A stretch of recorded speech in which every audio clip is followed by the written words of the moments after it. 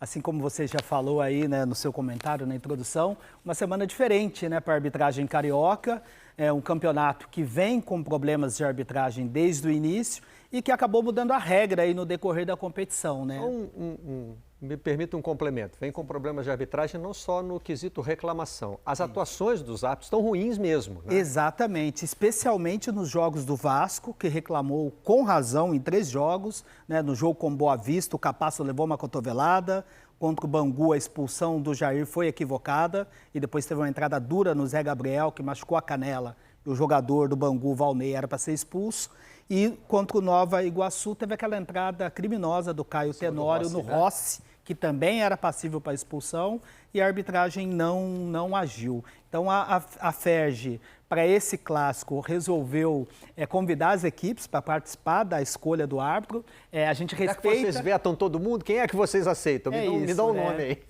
Eu respeito essa decisão, mas discordo, porque acho que isso é uma atribuição da comissão de arbitragem. Eu acho um precedente muito perigoso. Muito perigoso e mostra a incompetência da comissão de arbitragem, que é quem tem a atribuição de escalar a arbitragem, né? Escolheram o Wagner Magalhães, um árbitro experiente, que deixou o quadro da FIFA nessa temporada. A CBF fez 2 mudanças no quadro internacional, saíram o Wagner Magalhães e o Sávio Sampaio, de Brasília, entraram o Rafael Klein, do Rio Grande do Sul, e o Rodrigo Pereira Lima, de Pernambuco. Mas o Wagner continua no quadro especial, no quadro de Master, e foi o escolhido para esse jogo de hoje. E, claro, logicamente, né, a arbitragem vem pressionada e nós temos aqui alguns lances para a gente debater. A gente vai começar, Barreto e amigos, por um pedido de vermelho aos 21 minutos do primeiro tempo, uma disputa do David com o Gerson. Está aí o lance na tela. Né? Vamos já deixar a observação de que não se trata aí só a avaliação da atuação do árbitro, que está muito perto do lance, mas o VAR também podia, né?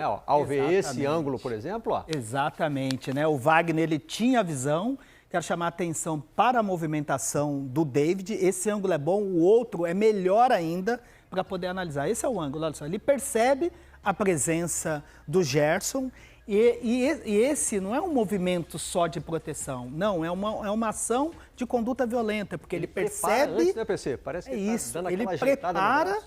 E o que é muito importante que a arbitragem tem que avaliar, que é quando o jogador tem aquela ação de gatilho. Olha só, por esse ângulo a gente observa e no outro ângulo a gente vai ver claramente que ele vê a presença do Gerson e não está só se protegendo, não. Pelo outro ângulo, e depois deu um migué ali, né? Se estiver sentindo dor no braço. É porque o braço do Gerson vai forte, no né, ombro PC? dele, Daí deve ter machucado, né? É isso, a cotovelada foi muito forte. Subindo pro gogó, o gogó do Gerson é muito forte. É isso. E aí o que a gente fala, hoje a arbitragem atua muito em relação à consequência do lance, não só o fato que causou, mas sim a consequência. Se o Gerson ficasse no chão, se ele fosse atendido, saísse de maca, tivesse uma reação forte dos jogadores do Flamengo, provavelmente o VAR atuaria. Mas o VAR, o árbitro... Isso é errado, né? Errado, claro. Completamente errado, Renato. Até porque isso educa eles fazerem aquela rodinha que fazem no juiz. Como... É isso, porque o VAR tem que analisar a causa, né? O que causou.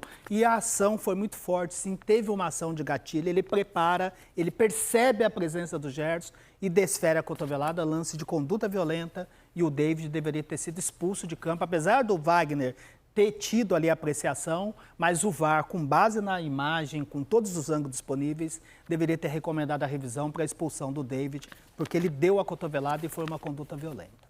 Teve cartão para o banco também hoje, não teve? Ou não? Só advertência? Não, foi só as advertências mesmo. O jogo que teve muito cartão, inclusive para os treinadores, auxiliares técnicos, foi na final da Supercopa, né, com os 2 treinadores advertidos, né, o Abel Ferreira e o Thiago Carpini, e o auxiliar do Abel também, o Vitor Castanheira, foi advertido. Um jogo que foi bem disputado, com 12 cartões amarelos, mas que o Braulio acabou passando batido. Mas para esse jogo, né, Barreto, além desse lance da expulsão, a gente separou, né, o lance do pênalti também, que vocês comentaram aí. PC Oliveira, primeiro, já citei aqui aquela reclamação dos jogadores do Vasco, né, quando viram no telão, né? Eu não sei qual é a precisão que você tem olhando do campo para o telão, porque no nosso monitor ali no camarim, né, ficou bem claro que o pênalti foi cometido da linha para dentro, né? Exatamente. Inclusive, tem que elogiar o Wagner, né? Se a gente fez a crítica em relação ao lance do David, na marcação do pênalti, ele foi muito convicto, marcou em campo de jogo, estava bem posicionado, olha só, marca com convicção.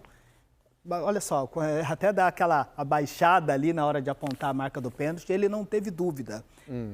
E o VAR, ele tem que fazer o trabalho, primeiro para identificar o contato, né? Ele usou a câmera principal para identificar a ação do João Vitor, que foi um pênalti bobo, a chamada falta por imprudência, né? É disputar a bola sem atenção, sem precaução. A bola já estava até saindo um pouquinho do domínio ali do Arrascaeta. Ali faltou seguir uma regrinha básica do zagueiro, né, Alex? Com cuidado. Nesse lugar aí, não numa é pra zona de tomar risco, desse jeito, não né? dá para tomar. Até porque ele tem uma ajuda do lado de cá, né, Barreto? Aí ali é aquele reflexo do tipo, puxa vida, a hora que ele veio E o Arrascaeta cortando para trás, quer dizer, a defesa tem sempre uma chance de reagir, de se reagir. Se ainda tivesse fora da área, seria mais compreensível, mas ali naquele risco... E aí o momento em que a gente para a câmera é da linha para dentro, né, PC? É isso, e inclusive foi mostrado no telão, eu fiquei sem entender a reação dos jogadores do Vasco pressionando, porque o VAR ele usou a câmera 1, né, a câmera principal, para identificar o ponto de contato, a imagem ali à esquerda, e aí depois ele faz um looping, porque ele tem que rodar todas as câmeras para ele poder ter a certeza, porque sempre tem uma questão de ângulo, né? Quando você olha a nossa imagem à esquerda, você pode ter uma dúvida do local do contato, e aí ele usa o mesmo frame, porém ele faz um looping e vai para a câmera de impedimento para identificar exatamente o local da falta. Você vê como tem diferença, né? Quando a gente olha a imagem da esquerda, da principal, parece que está muito dentro da área, né? Aí quando ele roda a imagem, por isso que ângulo, e depois a gente vai falar sobre o Léo Jardim, a questão de ângulo, sempre muda bastante, porque quando você muda o ângulo, olha só como é uma falta no limite, em cima da linha, a linha faz parte da área, portanto... Pênalti bem marcado, né? Falta dentro da área, mas aí tem uma questão de ângulo. Quando eu olho da esquerda, parece muito dentro, pênalti. E quando ele roda a imagem, a gente vê que foi bem no limite, em cima da linha, portanto, a decisão correta. Você já adiantou, então, o próximo tema. A reclamação do Vasco não procede, pênalti bem marcado. E a reclamação do Flamengo, de que Léo Jardim teria se adiantado no momento. Mais uma questão, mais uma questão de ângulo, né? E o VAR, para tomar uma decisão, se a gente puder parar, por favor, na hora do contato, mais um frame, por favor, a hora que ele toca na bola, se a gente puder voltar, aí. A hora que ele toca na bola. E aí que está valendo, né? É aí que está valendo. É no momento do impacto da bola que a gente tem que observar o posicionamento do goleiro. De acordo com a regra, ele tem que manter pelo menos um dos pés sobre a linha, né? E, inclusive, ele pode até levantar o pé para poder tomar um impulso. Ele pode estar pisando ali na linha ou com o pé levantado. Mas esse ângulo aí deixa a gente na dúvida se ele já está na ponta do pé e se essa ponta está para fora da linha. Né? O pé direito que eu estou dizendo. O esquerdo levantou. Né? É isso. Se a ponta do pé estiver para fora da linha, mas o calcanhar ainda sobre a linha, não tem problema. Ah, é? Mesmo sem ter contato. Mesmo sem o contato, exatamente. Ele pode estar pisando na linha ou com o pé levantado pegando o impulso. Essa é a câmera principal. Aí, por essa câmera, eu já daria lance válido. Aí a questão de ângulo. Olhando por esse ângulo, parece que ele está bem posicionado. Agora a gente vai rodar com os ângulos que nós temos disponíveis. É sempre bom lembrar que o VAR tem acesso a todos os ângulos. Se a gente puder parar mais na hora do contato... Ou igual, PC? Não, ele tem mais. Porque aqui são os ângulos que nós mostramos na transmissão. O VAR ele tem acesso a todas as câmeras. E muito provavelmente ele deve ter usado a câmera de impedimento também para poder analisar o posicionamento do Léo Jardim. Esse aí me deixou na dúvida. Não, esse é muito difícil de ver, porque tá... tem a rede. Exato, né? Por isso que a gente fala a questão do ângulo. E o VAR, ele só pode interferir se ele tiver uma imagem conclusiva. Claro, né? Não pode, olha, eu acho, parece que saiu. Se ele não tiver uma imagem conclusiva, vai seguir a decisão de campo. Por esse ângulo, não dá para perceber, parece que o pé direito ele está levantado, mas não dá para saber o posicionamento do calcanhar dele, né? E depois acho que tem mais um ângulo ainda, a gente está usando a imagem por trás do gol, e agora a imagem provavelmente da microcâmera, que também... Não, porque aí não dá para ver a bola, né? Não dá para ver a bola, olha só, até lá em cima. Mas não dá no pra detalhe, é o momento do toque, o pé, a ponta do pé pode estar levantada, mas a gente não sabe. Essa é aquela imagem que, como da tecnologia da linha do gol, que a gente tem que olhar por cima, né? Por essa aí eu diria que ele está totalmente fora da linha. Tá para ver o calcanhar dele. Por isso que a gente fala essa questão do ângulo, né? O VAR deve ter usado a câmera de impedimento.